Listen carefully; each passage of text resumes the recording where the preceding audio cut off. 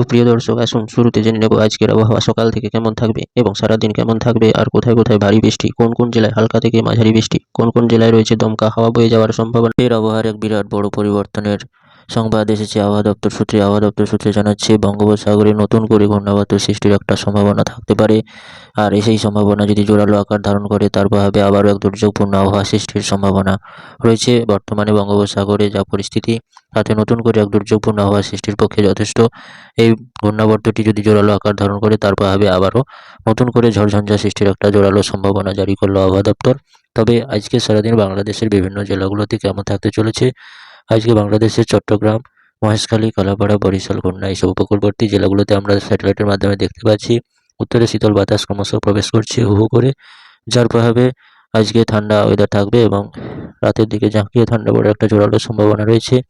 আমার সাথে জানানো যাচ্ছে আরও কুমিল্লা এবং ঢাকা, রাজশাহী, কানাই, রাংপুর, ময়মনসিংহ, সিলেট এইসব জেলাগুলোতে দেখতে পাচ্ছি উপগ্রহ মাধ্যমে উত্তরে শীতল বাতাস ক্রমশ প্রবেশ করছে, যার প্রভাবে সকাল থেকে ক্রমশ ঝাঁকিয়ে ঠান্ডা পড়ার একটা জোরালো সম্ভাবনা রয়েছে, এমনটাই আবহাওয়া সূত্রে জানানো যাচ্ছে।